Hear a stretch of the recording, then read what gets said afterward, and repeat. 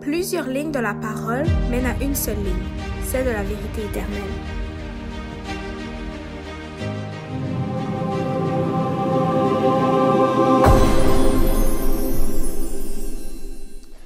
Donc, bonjour à vous tous. Donc, maintenant, je vais présenter ma deuxième partie à moi, qui est la troisième partie du séminaire. Et donc, on vient de terminer il y a une trentaine de minutes avec Pasteur Bolotte, recevoir le Saint-Esprit, qui vient justement compléter un peu ce qu'on a vu jusqu'à présent, qui vient, on pourrait dire, plus approfondir ce qu'on a vu jusqu'à présent. Et donc, nous, on va voir les dons de l'Esprit. Puisqu'on a vu les fruits de l'Esprit, on va voir les dons de l'Esprit. Et donc, on a pu voir que les fruits de l'Esprit, c'était interne, intérieur. C'était en fait, qu'est-ce qui manifestait le caractère chrétien. Mais les dons de l'Esprit, c'est la manifestation de cet Esprit. Là, on va aller plus dans le côté externe. OK? Donc, on ne parle pas de nous en tant que tel, on parle vraiment des choses extérieures. OK? On pourrait dire des phénomènes surnaturels, aujourd'hui qu'on appellerait, OK? Par exemple, le don des langues, le don de guérison. Okay? Par exemple, le don pour sortir les démons. J'ai oublié le mot, ce serait quoi? Le don de sortir les démons. Par exemple, ce que les apôtres ont fait, délivrer des personnes des démons, guérir des malades, parler en d'autres langues. Et ça, c'est des choses qui sont surnaturelles, qu'on classerait aujourd'hui, parce que c'est des choses qui apparaissent comme ça. Okay? Mais pour nous, ce n'est pas des choses qui apparaissent comme ça, qui viennent de nulle part. On sait d'où ça vient, on sait pourquoi. Et en fait, là, avec les fruits de l'Esprit, on sait aussi comment on peut obtenir ces dons de l'Esprit, qui est la manifestation du Saint-Esprit. Donc, en fait, les dons de l'Esprit, c'est un peu la manifestation qui fait suite aux fruits de l'Esprit. Quand on a les fruits, on peut recevoir cette manifestation-là. OK? Et oui, il y a tout le temps des exceptions. On pourrait dire, OK, on a vu avec Pasteur Bolotte que oui, la Bible est stricte sur certains thèmes, mais on voit qu'il y a des exceptions. Par exemple, avec Corneille, qui n'a pas reçu le baptême, okay, qui a reçu le don des langues. Donc, okay, on voit que ce cheminement qu'il y a eu, peut-être qu'il avait déjà commencé plus tôt, okay, sans les apôtres, okay, mais qui s'est, on pourrait dire, complété par la parole, par on pourrait dire, le partage que Pierre a fait à Corneille et sa famille, qui donc a reflété ces dons de l'Esprit en lui. Donc, notre texte du jour sera dans 1 Corinthiens 12, 7 à 11, qui nous dit comme suit: « Or, la manifestation de l'Esprit est donnée à chacun pour l'utilité commune. Car la parole de sagesse est donnée à l'un par l'Esprit, la parole de science est donnée à l'autre par le même Esprit, un autre reçoit la foi par ce même Esprit, un autre reçoit le même Esprit le don de guérison, un autre les opérations des miracles, un autre la prophétie, un autre le discernement des esprits, un autre la diversité des langues, et un autre le don d'interpréter les langues. Mais un seul et même esprit opère toutes ces choses, distribuant à chacun ses dons comme il lui plaît. » Amen. Donc, avant de commencer, je vais faire une courte prière. Par la suite, on pourra entamer ce sujet-là. Intéressant. Donc, je vais me mettre à genoux pour faire la prière. Notre Père qui est aux cieux, j'aimerais te prier, Seigneur, pour te remercier de nous permettre d'être réunis aujourd'hui, Seigneur, pour que nous puissions partager ta parole, que nous puissions voir les divers messages reliés justement à la réception de ton Esprit Saint. Puisses-tu donc nous éclairer et nous permettre de comprendre ce que tu veux nous révéler, Seigneur, et que tous et chacun de ceux qui écoutent puissent justement s'en rapprocher davantage de toi et encore mieux comprendre toutes les choses que tu nous offres, Seigneur, pour que nous puissions avoir la vie éternelle, mais que nous puissions permettre aussi à d'autres personnes d'avoir la vie éternelle. Je te prie donc de toucher notre cœur et je te remercie, Seigneur, de nous permettre d'avoir tous ces outils, Seigneur, pour comprendre ta parole. Guide mes lèvres, Seigneur, et permets que tout ce qui soit dit soit de ta parole. Et je te prie au nom de ton Fils Jésus-Christ. Amen. On peut remarquer ici, dans ce passage, que Dieu utilise différents dons selon son bon plaisir. Ici, on retourne un peu en arrière, on remarquera que Dieu a communiqué de différentes manières à travers les siècles. Avant le péché, Dieu communiquait face à face avec les hommes. Après le péché, Dieu a communiqué avec l'homme par sa voix, par la suite aussi par des anges, par la suite par des prophètes et des prophétesses, par la suite en vision nocturne, par la suite aussi par son Fils qui est venu sur terre dans les évangiles. Dieu communiquait par son Fils. Mais la prophétie de Joël annonçait aussi d'autres choses à venir, on pourrait dire, qui sont plus grands, plus importants. Peut-être vous connaissez la prophétie de Joël, qui se trouve dans Joël 3, versets 1 à 5, qui nous dit comme suit: « Et il arrivera, après ces choses, que je répandrai mon esprit sur toute chair, vos fils et vos filles prophétiseront, vos vieillards auront des songes, vos jeunes gens des visions, et même sur le serviteur et sur la servante, à ces jours-là, je répandrai mon esprit.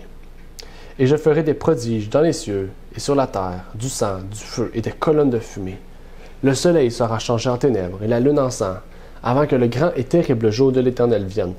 Et il arrivera que quiconque invoquera le nom de l'Éternel sera sauvé, car le salut sera sur la montagne de Sion et à Jérusalem, comme l'a dit l'Éternel, et parmi les réchappés seront ceux que l'Éternel appellera. » Et ça nous met en lien aussi avec Pierre. Rappelez-vous, Pierre a cité ce passage-là. Peut-être pas cité, mais a évoqué ce passage-là. Dans Acte 2, versets 13 à 20, on voit une partie de l'accomplissement dans ce que dit Joël, lorsqu'ils furent baptisés du Saint-Esprit. On parlait de la pluie de la première saison, la pluie de l'arrière-saison, ce qu'on va parler demain matin, justement. Un sujet très intéressant que je vous encourage à écouter. Et donc, à partir de la Pentecôte jusqu'au retour de Jésus, le Saint-Esprit était maintenant offert à tous ceux et celles qui le désiraient. Souvent, on se dit, les apôtres ont eu le Saint-Esprit. Pourtant, au 2e siècle, ils ne l'ont pas eu. Au 3e, au 4e, au 5e, personne ne l'a eu. Okay? Autant des pionniers, on voit qu'ils ont reçu ces choses-là. Okay? Pourtant, aujourd'hui, on ne l'a pas encore. C'est quoi au juste le problème? Est-ce qu'on attend la pluie de la saison avant de revoir ces choses-là? Donc, depuis tout ce temps-là, on ne peut plus le revoir? En fait, non. La promesse du Saint-Esprit est accordée à tous ceux et celles qui le veulent. Mais comme on a vu que par ce bas-là tout à l'heure, on pourrait dire qu'il y a des prérequis ou il y a une base qu'il faut, en fait. Okay? C'est la même chose avec n'importe quoi. Comment tu veux recevoir quelque chose si tu ne fais pas l'effort pour le recevoir? Si tu ne fais pas ce qu'il faut pour le recevoir? Okay? Quand tu veux avoir un diplôme, on ne donne pas le diplôme tout de suite. Pas parce que tu rentres à l'école, on te donne le diplôme. Non, quand tu rentres à l'école, tu vas en formation pour recevoir un diplôme. Avec Dieu, c'est la même chose. Pour recevoir le Saint-Esprit, qui est un peu l'accomplissement de tout ce que Jésus aura fait en toi, en fait, il y a des choses à faire. Okay? Et là, peut-être certains diront, OK, mais tu dis ça comme si c'est nous qui doit le faire.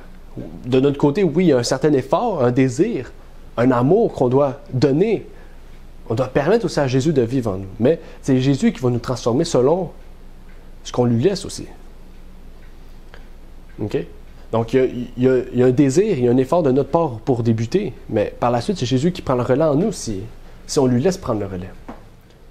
En gardant à l'esprit l'idée que l'Esprit de Dieu devait avoir beaucoup à faire avec les croyants pendant l'ère évangélique, nous pouvons mieux comprendre les paroles de l'apôtre Paul qui, comparant la dispensation passée et celle actuelle de son époque et même d'aujourd'hui, il dit « Combien le ministère de l'Esprit ne sera-t-il pas plus glorieux? » Si toute cette dispensation, depuis, dans le fond, l'ère chrétienne, dans le fond, la première Église, Éphèse, jusqu'à Laodicée, dans le fond, jusqu'à nous, jusqu'au retour de Jésus, est le ministère de l'Esprit. Il est certain que l'Esprit aura beaucoup à faire avec ceux qui accepteront son œuvre. Okay? Donc, depuis toujours, en fait, l'Esprit est présent sous différentes formes. Souvent, on se dit « Ah, l'Esprit est présent seulement par des miracles. » Non. La preuve, dans 1 Corinthiens, on voit que ce n'est pas toujours des miracles. Il rouvre l'Esprit à d'autres personnes pour voir, comprendre davantage. Si on fait un bref retour, on voit qu'il y a le discernement des esprits, la diversité des langues, le don d'interpréter les langues. Donc on voit que c'est pas seulement... C'est toutes des choses, oui, externes, des choses qui sont mises en parallèle avec les gens, surtout. En fait, on voit que surtout, c'est le don de l'esprit, c'est surtout on pourrait dire des manifestations sociales, on peut dire. Parce que tu peux pas guérir une personne seulement toi-même. C'est tout le temps une connexion avec une personne, donc. Une interaction. Mais tous ces fruits-là, ce n'est pas des fruits qui sont surnaturels. La parole de science est donnée à l'un. Donc, ce n'est pas quelque chose de surnaturel, mais on voit que c'est des manifestations que normalement, il faudrait beaucoup de temps à avoir et que l'Esprit nous permet d'avoir immédiatement pour le besoin. Et par la suite, il peut nous en donner un autre. Okay? Donc, on peut guérir une personne à un moment, puis par la suite, avoir besoin d'un don des langues, par exemple. Mais, comme Dieu dit, tout ce que nous lui demanderons, si, premièrement, on a la justice à notre tête qu'on recherche et le royaume de Dieu, il va nous le donner. Donc, si on lui demande, on va en Chine, on lui demande de parler chinois, il va nous le donner. Et ça, c'est une manifestation des dons de langue. Mais pour cela, il faut justement rechercher premièrement la justice et le royaume de Dieu. Et qu'est-ce que Pasteur Belot nous a expliqué? C'est justement le cheminement pour amener ces choses-là. Encore une fois, Paul écrit dans Corinthiens, 1 Corinthiens 12, verset 7, « Or, la manifestation de l'Esprit est donnée à chacun pour l'utilité commune. » Donc, l'Esprit ne s'est jamais manifesté pour agir, on pourrait dire solo, seul. Okay? Pas parce que moi j'ai besoin de ça que il va nous le donner, non. Mais c'est pour l'utilité commune, pour l'Église en fait. Ce besoin est présent, l'Esprit va donner ce besoin. En fait, l'Esprit peut venir au pécheur dans ses péchés et il le fait comme un réprobateur. Mais après qu'il s'est soumis au Seigneur et qu'il a conduit l'Esprit à la bienheureuse assurance des promesses en Dieu, il est un approbateur. C'est l'Esprit qui nous permet de comprendre que nous sommes pécheurs et de nous repentir. Et quand on se repent, il ne vient plus nous taper sa tête pour nous dire t'es un pécheur, repens-toi. Maintenant, il nous offre la récompense de notre on peut dire, rebroussement. On peut retrouver cette idée-là dans Éphésiens 1, verset 13, qu'on ne lira pas. Et donc, le Saint-Esprit, c'est un peu notre aide pour nous soulager dans nos faiblesses. C'est ce que nous dit Romains 8, verset 26 aussi. Parce que l'homme, dans son état déchu, est infirme. Il est aveugle, marchant dans la noirceur. Mais il y a une promesse qui est faite à ceux qui veulent marcher dans la lumière. 2 Pierre 1, verset 4 nous dit « Par laquelle nous ont été données les très grandes et précieuses promesses, afin que, par leurs moyens, vous soyez participants de la nature divine, en fuyant la corruption qui règne dans le monde par la convoitise. » Donc, après avoir cédé à Dieu, et donc être devenu participant de la nature divine, participant du caractère, participant de ce que Jésus veut pour nous, on est reconnu fils de Dieu. Et donc, étant conduit par l'Esprit de Dieu, d'après d'après Romains 8, verset 14, désolé. L'Esprit de Dieu peut donc habiter en nous et peut donc désormais vivifier nos corps mortels, nous donner la vie. Il rend ensuite témoignage à notre esprit que nous sommes fils et filles de Dieu et nous scelle comme si nous lui appartenons. C'est un peu ça le sceau de Dieu. Okay? Par la foi, on accepte le sabbat, on accepte la loi. Par la suite, on change. En même temps, on change notre caractère et il peut nous sceller. C'est pas seulement le sceau de Dieu, la loi. Premièrement, oui, il doit nous sceller sur un point fixe, mais c'est un tout. Et qu'est-ce qu'on comprend aujourd'hui? C'est tout ensemble, en fait. Et donc, étant soumis à la vie de Dieu, on peut dire que nous sommes maintenant, selon Éphésiens 3, versets 16 et 17, « Afin que selon les richesses de sa gloire, il vous donne d'être puissamment fortifiés par son esprit dans l'homme intérieur, afin que Christ habite dans vos cœurs par la foi. » Quand on a la foi en Jésus, quand on donne notre vie à Jésus, Jésus doit habiter dans notre cœur. S'il n'habite pas dans notre cœur et qu'on dit qu'on a la foi, okay, c'est parce qu'on n'a pas foi en lui. Parce que avoir la foi en Jésus, ça veut dire, c'est écrit, c'est Jésus-Christ habite dans nos cœurs par la foi. C'est comme ça que Jésus a dit, je vous enverrai mon esprit. L'esprit ne vient pas vraiment en nous, mais par la foi, Jésus habite en nous. Parce qu'on va se soumettre à celui qu'on admire, qu'on a lu tout à l'heure.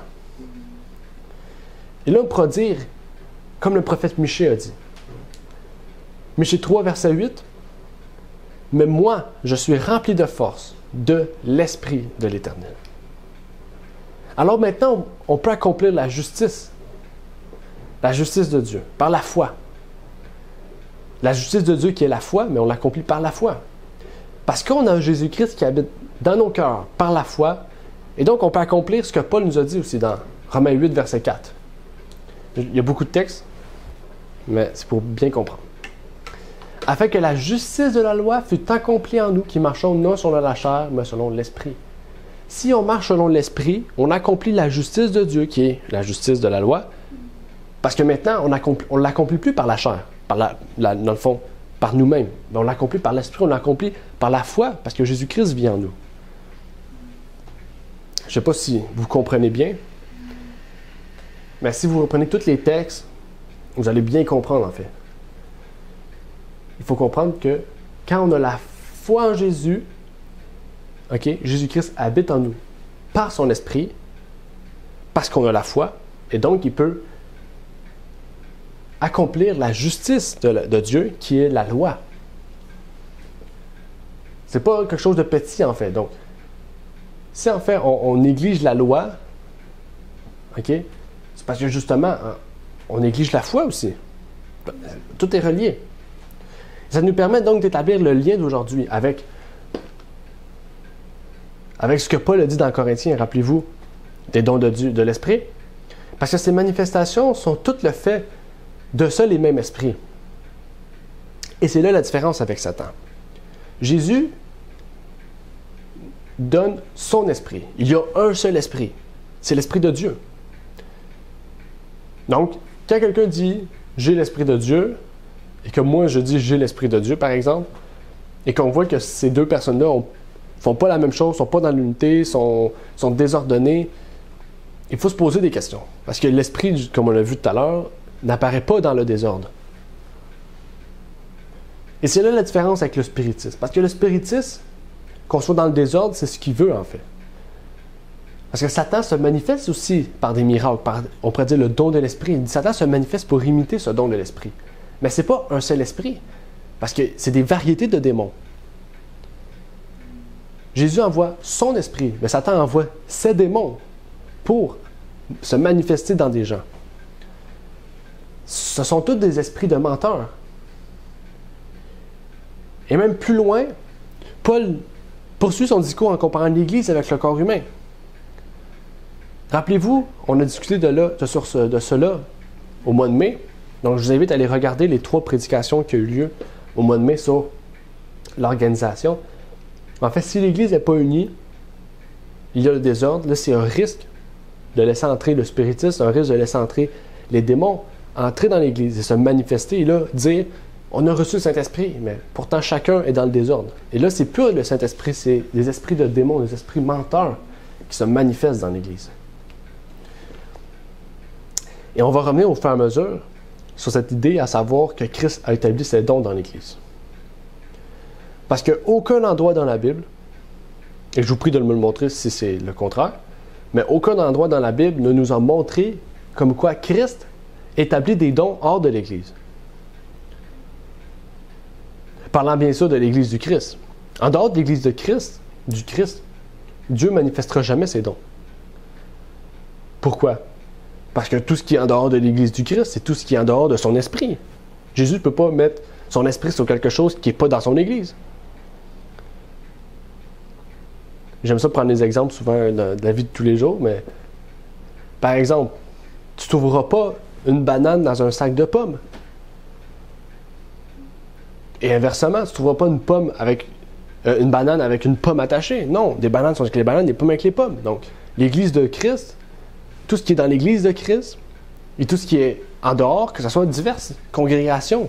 Mais si ce ne sont pas les Églises de Christ, Christ ne peut pas manifester son esprit dans quelque chose qui ne lui appartient pas, en fait, qui n'est pas sous sa tutelle.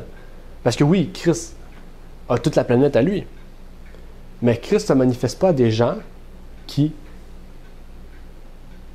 n'ont pas la foi, parce qu'ils vont tous dire qu'ils ont la foi. Mais il ne se soumet pas à des gens qui n'ont pas la justice de Dieu. En fait, qui par la foi n'ont pas changé leur cœur pour justement avoir mis premièrement le royaume et la justice de Dieu dans leur vie. Et dans les derniers jours, on remarque que la parole de Dieu nous parle d'un don qui sera plus présent qu'un autre. Ce don est le don de prophétie qu'on retrouve dans Joël, dans l'Apocalypse, dans Actes, Apocalypse 12, verset 17, Apocalypse 19. On parle beaucoup du don de prophétie. On dit vraiment que le don de prophétie, c'est un don important. C'est ce que Paul aussi nous dit. On a vu ça aussi dans, encore une fois, le séminaire de mai. Le don de prophétie a une importance plus capitale que les autres. Et c'est un don qui devrait se manifester encore plus puissamment, plus présent dans les derniers jours. On a un exemple avec la servante du Seigneur, Ellen White. Mais en fait, plus que ça va avancer, plus que ce don devrait être davantage présent. En fait, tous devraient rechercher ce don. C'est ce que même Paul nous dit. Et c'est pas pour rien que depuis 1844, il y a de plus en plus de faux prophètes.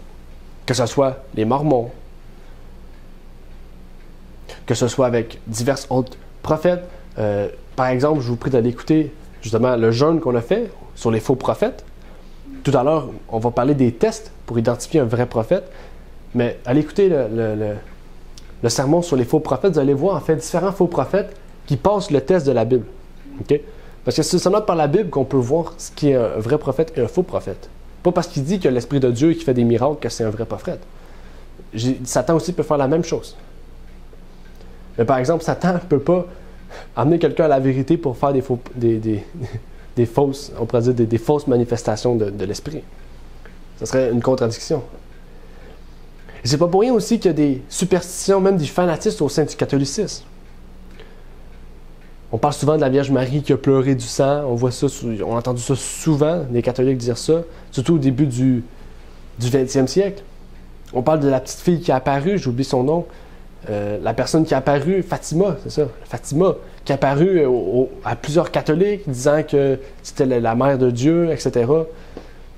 En fait, toutes ces choses-là, c'est du fanatisme. Même dans le catholicisme, il y a du fanatisme, des superstitions qui apparaissent. Et aujourd'hui, les catholiques croient fermement à Fatima. C'est quelque chose de vénéré. Dans les sectes protestants, autant aujourd'hui. Et peut-être que c'est plus familier avec nous, puisque nous aussi, on se dit être protestants. Donc, c'est quelque chose de familier dans un milieu qu'on connaît plus. Mais les vrais dons spirituels sont donnés comme une protection contre les faux.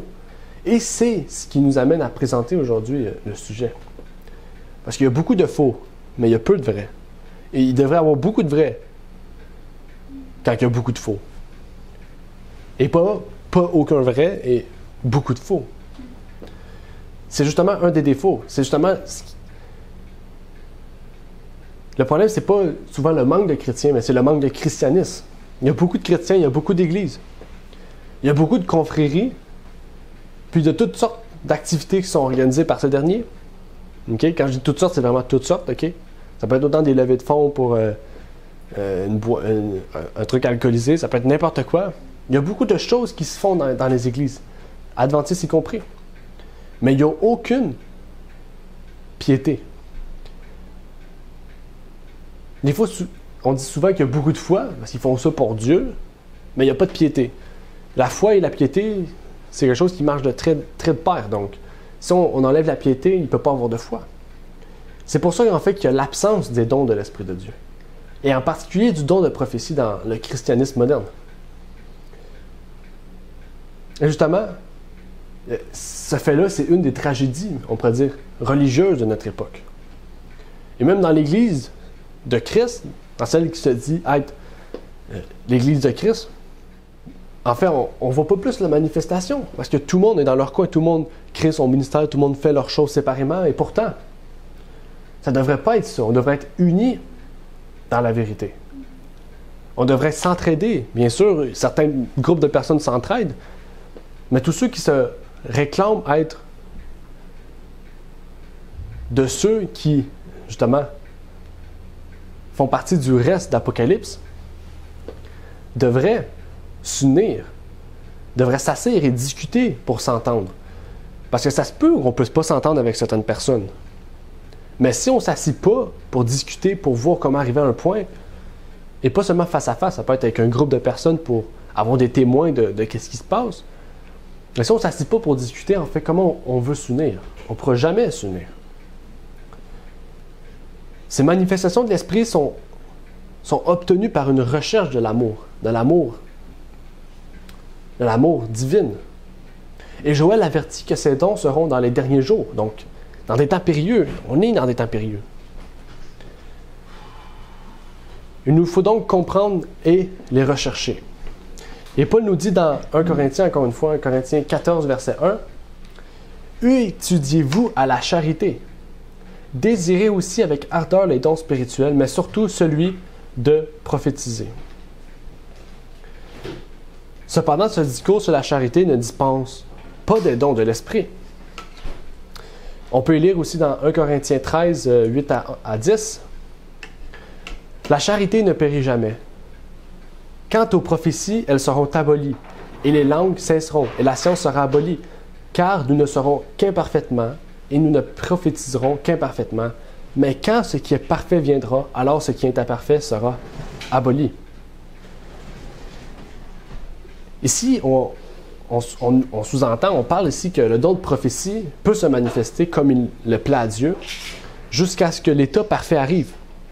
On l'a vu, tous les dons vont disparaître, mais l'amour va rester. Dans cet état, lorsque le Seigneur sera vu face à face, en fait, la prophétie ne sera plus nécessaire. En fait, la science ne sera plus nécessaire. Mais l'amour sera nécessaire. En fait, l'amour, c'est qu'est-ce qui va nous permettre de voir Dieu. Parce que tous ces dons sont donnés à l'Église pour l'édification de l'Église, pour que toute l'Église soit amenée à cet amour. Les dons de l'Esprit tels que décrits dans la parole sont des dons reçus par la suite de la maturation des fruits, par la suite de la maturation de l'Église, par la suite de l'amour agapé qui, on pourrait dire, reflète l'Église. Donc, là, on va entrer un peu dans les dons, certains dons, que j'aimerais discuter, puisque c'est des dons aujourd'hui qu'on dit qui sont existants dans l'Église. J'aimerais voir en fait qu'est-ce qu'il y en est réellement. Okay? Par exemple, le premier, le don de la guérison, le don de guérison, on dit aujourd'hui que ça existe. On voit certains pasteurs qui guérissent, ou même des fois, on peut dire que c'est fake, je ne sais pas comment dire en français, c'est faux, c'est mensonger, phonique. Et souvent, on pense que le don de guérison se fait seulement aussi par l'imposition des mains. On se dit ça souvent. Il faut aller chez la personne, prier, imposer les mains au nom de Jésus, guéri. Oui, ça c'est une façon. Comme Jésus ou Pierre, ou même les pionniers adventistes ont pu le faire. Mais Dieu peut procéder d'une différente manière aussi. Par exemple, dans Jacques 5, verset 14, il nous dit, d'une manière qu'on utilise aussi peut-être aujourd'hui, « Quelqu'un parmi vous est-il malade, qu'il appelle les anciens de l'Église et que les anciens prient pour lui en loignant d'huile au nom du Seigneur. » Donc, tu peux trouver guérison aussi par un appel spécial des dirigeants de l'Église et avec le fait de oindre de l'huile, l'onction d'huile. Donc, ce don de guérison peut trouver aussi une autre facette. Et même une autre facette encore, qu'on oublie quelquefois, se trouve dans le livre « Le ministère de la guérison » par Ellen White, qui nous dit « Le Christ est encore le médecin compatissant comme au cours de son ministère terrestre. En lui se trouve un baume pour toutes les maladies, une puissance de guérison pour toutes les infirmités. Ses disciples actuels doivent prier pour la guérison des malades comme l'ont fait ceux d'autrefois, et leur requête sera exaucée, car la prière de la foi sauvera le malade. La puissance du Saint-Esprit est à notre disposition et la calme assurance de la foi peut se prévaloir des promesses divines. Le Seigneur n'a-t-il pas dit « Ils imposeront les mains aux malades et les malades seront guéris » Ces paroles sont aussi dignes de confiance qu'au jour des apôtres. C'est un privilège que notre foi devrait s'approprier. Les serviteurs du Christ sont des instruments par lesquels il désire manifester sa puissance de guérison. Nous devons présenter à Dieu par la foi les malades et tous ceux qui souffrent et leur apprendre à se confier aux grands médecins. Donc, il nous parle ici encore une fois de la prière, de la puissance de la prière. On nous parle aussi de Jésus. Jésus guérissait les malades, mais Jésus peut encore guérir les malades.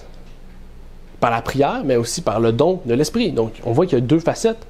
Et même, on peut prendre l'exemple d'Ésaïe qui a guéri le roi par des remèdes naturels. Donc, il y a une troisième facette. Il y a des remèdes naturels que Dieu nous donne. Il y a par la prière, okay, qui est un appel directement directement au grand médecin qui est Jésus-Christ, qui est lui qui a justement guéri soudainement, on pourrait dire miraculeusement, les malades. Et il y a le don de l'Esprit qui nous permet aussi de guérir une personne miraculeusement. Ça, c'est la façon de manifester, des dons. N'oubliez pas, encore une fois, ces dons-là se manifestent par une foi et par l'Esprit qu'on a de Dieu en nous. Le deuxième don, qui est le don le plus, on pourrait dire controversé aujourd'hui, on parle du don des langues. On pourrait faire un sermon, en fait, sur l'histoire de ce don et comment Satan, aujourd'hui, trompe, en fait, des milliers de personnes des millions, en fait, de personnes sur le sujet. Premièrement, la Bible nous confirme par divers passages que le don des langues n'est pas un charabia, ou une langue que seulement moi et Dieu comprend. Enfin, même pas. En fait, que seulement Dieu comprend, parce que même la personne lui-même ne comprend pas. Mais en fait, c'est une nouvelle langue que Dieu nous permet de connaître immédiatement pour proclamer le message. Donc, c'est pas quelque chose de toute notre vie. C'est quelque chose de temporaire. Quelque chose qui peut être pendant un moment et repartir après. Parce que, n'oubliez pas, l'Esprit donne les dons quand il en a besoin, quand l'utilité commune en a besoin. On peut prendre l'exemple avec Acte 2, versets 4, 6 et 8. « Et ils furent tous remplis du Saint-Esprit et se mirent à parler en d'autres langues, selon que l'Esprit leur donnait de s'exprimer. Au bruit qu'il eut, la multitude accourut et elle fut confondue, parce que chacun les entendait parler dans sa propre langue. Et comment les entendons-nous dans notre propre langue à chacune, dans notre langue maternelle? » Donc ici, c'est pas du charabia. Ça veut dire qu'il y a beaucoup de personnes qui parlent le charabia. Et sinon, il dit notre langue maternelle. Donc ça veut dire que les disciples parlaient d'autres langues. Qui étaient les langues maternelles de d'autres personnes, de d'autres pays à ce moment-là. Il y aurait les versets aussi, Acte 2, verset 11, Acte 2, verset 26, Acte 10, verset 46. On a assez de preuves pour en conclure ce point-là. Souvent qu'on appelle la polyglotte. Si je ne me trompe pas, polyglotte, c'est parler plusieurs langues. Donc, il faut comprendre que ce don est, quand on ouvre la Bible, la parole de Dieu, le premier don qui a permis aussi de voir les gens, que les gens avaient le don du Saint-Esprit. Le premier don qui s'est reflété dans, on peut dire, le christianisme au moment des apôtres, c'est le don des langues. C'est le premier don qui a permis de distinguer que le Saint-Esprit était sur eux. Il y a eu d'autres dons par la suite, mais le premier, c'est celui-là. Aussitôt qu'on a vu les lampes de feu sur leur tête, ils ont parlé d'autres langues. Et donc, on va parler aujourd'hui d'un dernier don, qui est le don de prophétie. L'esprit de prophétie que nous connaissons bien est pour la fin des temps le don le plus important, le plus central de tous les dons. Le livre de l'Apocalypse le nomme comme étant le témoignage de Jésus-Christ. Et c'est un mouvement important aujourd'hui, parce que plusieurs disent avoir eu des visions de l'enfer, avoir eu des visions du ciel, voyant leurs proches au ciel, marchant avec Jésus. Plein d'autres exemples qu'on pourrait nommer et citer. En fait, s'il y a une contradiction avec la parole de Dieu, une vision ne peut pas être vraie. Okay? Et tout chrétien devrait en résumer à ce point-là comme étant quelque chose de véritable. Il faut donc se demander et voir ce qu'il y en a des visions pour voir si elles sont véritables ou non. Avant de dire qu'une vision est vraie ou fausse, il faut écouter la personne expliquer sa vision. Si on voit qu'il y a des contradictions bibliques, on peut pas être en accord avec cette vision-là, ni même approuver cette vision-là, parce que beaucoup de personnes, suite à des visions, ont accepté des doctrines qui sont contre-bibliques. On voit que c'est Satan qui était derrière cette œuvre-là. Prendre l'exemple des Mormons, encore une fois. Joseph Smith, qui aurait parlé avec un ange, lui aurait dit de trouver le livre des Mormons. Tout d'un coup, il trouve un livre, et il y a beaucoup d'autres doctrines qui sont arrivées au sein des saints des derniers jours. Et pourtant, en fait, c'est faux ce qui est arrivé à ce moment-là. Nous avons plusieurs récits aussi d'adventistes écrivains du 20e siècle qui démontrent qu'en beaucoup de cas, le don des langues et des prophéties venait de l'Église pentecôtiste, un mouvement qui a été très grandissant au sein du 20e siècle. Et même que la plupart des visions sont des visions de l'enfer ou de l'identité même de l'Antichrist, pour eux qui auraient pu découvrir. C'est ce don aussi que beaucoup confirment dans la servante du Seigneur Ellen White, qui démontre tout Okay? Donc, elle a passé le test pour être une véritable messagère du Seigneur. Donc, on pourrait dire que la Bible a validé cette personne-là, ses dons. Ça ne veut pas dire que cette personne-là est parfaite, mais elle a validé les dons, les visions, les choses, les prophéties qu'elle émettait. Il y aurait aussi divers autres dons, mais ces 3 dons-là, ceux les 3 qu'on vient de décrire, sont les principaux que Satan essaie de contrefaire. Et le plus puissant aussi pour prouver la présence de Dieu dans ses enfants. Ces 3 dons-là, c'est les 3 dons que la Bible utilise le plus quand on parle de la manifestation du Saint-Esprit. C'est rare qu'on utilise des dons comme le don des sciences. On n'a pas vu d'exemple dans la Bible. Mais par exemple, des dons de prophétie, des dons des langues, et surtout, le don de guérison sont des dons qu'on a pu retrouver dans les apôtres, dans les disciples de Jésus-Christ, tout au long du Nouveau Testament. Mais avant de terminer, j'aimerais vous poser une question. Est-ce qu'il y a un lien entre le témoignage de Jésus et les dons de l'Esprit? Parce que le don de prophétie fait partie des dons de l'Esprit et le témoignage de Jésus, c'est le don de l'Esprit, le don de prophétie. Qu'on dit l'Esprit de prophétie, mais c'est le même don. Donc, est-ce que le témoignage de Jésus serait le don de l'Esprit? C'est une question que je me suis posée et donc j'ai décidé de vous l'amener puisque je peux arriver à des conclusions bibliques. Et donc, j'aimerais pouvoir partager avec vous. Apocalypse 19, verset 10 nous dit « Et je tombai à ses pieds pour l'adorer, mais il me dit, garde-toi de le faire. Je suis ton compagnon de service et celui de tes frères qui ont le témoignage de Jésus. Alors, adore Dieu, car le témoignage de Jésus est l'esprit de prophétie. » Un texte qu'on a lu souvent, qu'on connaît assez bien, surtout après avoir étudié l'Apocalypse dans le trimestre, et nous, on étudie aussi le mercredi soir dans notre groupe de partage. Lisons maintenant 1 Corinthiens 1, versets 6 et 7. Le témoignage de Christ ayant été solidement établi parmi vous, de sorte qu'il ne vous manque aucun don, dans l'attente où vous êtes de la manifestation de notre Seigneur Jésus-Christ. Vous avez lu bien le 6 et le début du 7. Le témoignage de Christ ayant été solidement établi parmi vous, de sorte qu'il ne vous manque aucun don. Donc, oui, il y a un lien. En fait, qu'est-ce qu'on comprend ici, c'est que le témoignage de Jésus est le résultat de la foi de Jésus. En fait, l'esprit de prophétie est ce qui nous permettra d'avoir tous les dons. C'est ce qu'on peut comprendre aussi ici. Le témoignage de Christ ayant été solidement établi parmi vous, donc maintenant, vous ne manquerez plus de dons. C'est ça qu'on dit ici dans Paul a dit. Je vais me relire aussi Spiritual Gift du frère et du pionnier Jen Loveborough, qui nous dit comme suit: l'esprit de prophétie a été confirmé en vous de sorte que vous n'êtes en retard d'aucun don, entendant l'avènement de notre Seigneur Jésus-Christ. Et dans Apocalypse 12, verset 7, on peut lire que le dragon est allé faire la guerre au reste qui garde les commandements de Dieu et à l'esprit de prophétie ou témoignage de Jésus. Nous voyons donc que l'Église du reste, dont les membres garderont tous les commandements de Dieu, aura le don de prophétie parmi eux. Et que ce don doit préparer la voie pour que tous les dons soient enfin manifestés parmi le peuple qui attend la venue de Jésus. Vous avez bien lu. Et que ce don doit préparer la voie pour que tous les dons soient manifestés parmi le peuple qui attend la venue du Christ.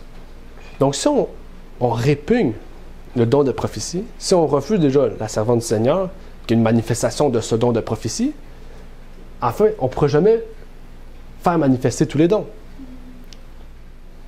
Le témoignage de Jésus est dans ce fait l'esprit de prophétie qui nous permettra d'avoir tous les autres dons de l'esprit, donc de pouvoir témoigner pleinement de Jésus-Christ, car nous ferons les œuvres complètes de Jésus-Christ. Là, ce n'est plus seulement le caractère de Jésus, mais c'est les œuvres de Jésus. L'Esprit de Christ est le moyen par lequel nous pouvons obtenir les deux choses cruciales pour vaincre le péché et obtenir la puissance du Saint-Esprit. À l'externe, donc extérieurement, on peut parler du témoignage de Jésus qui est l'Esprit de prophétie et qui nous amène au don de l'Esprit. Et le deuxième, c'est la foi de Jésus qui nous apporte à Jésus-Christ en nous, l'Évangile, et qui nous apporte donc aux fruits de l'Esprit.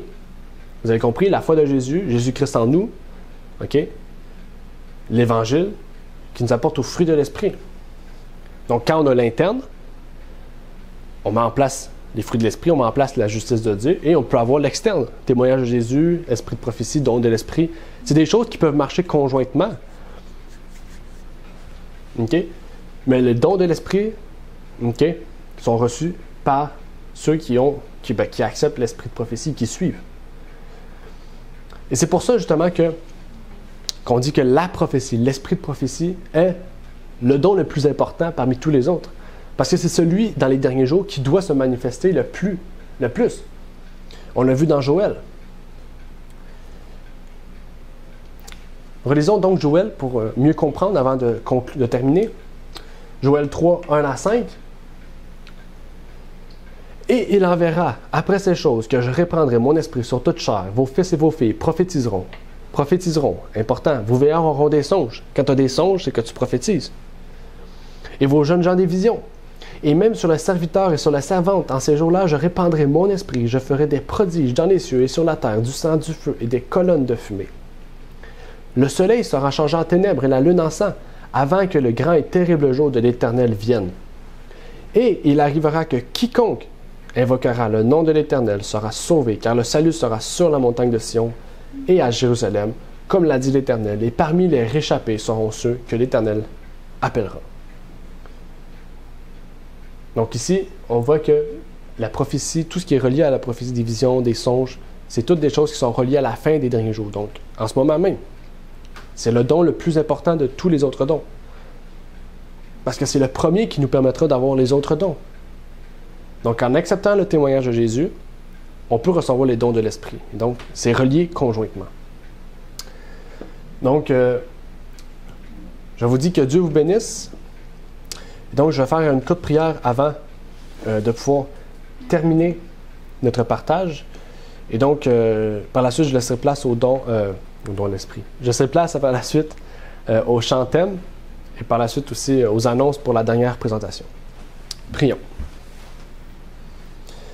Notre Père qui est aux cieux, j'aimerais te prier, Seigneur, pour te remercier de nous permettre de nous unir aujourd'hui pour te louer, Seigneur, te remercier, te chanter et surtout partager ta parole, Seigneur.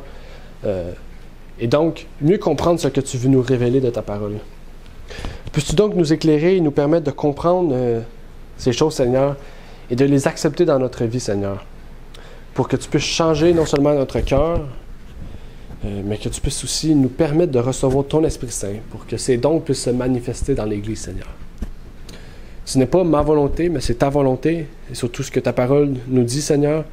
Puisses-tu donc toucher le cœur des gens et que tu puisses nous permettre d'être unis, Seigneur, et donc de pouvoir manifester ces dons dans ton Église.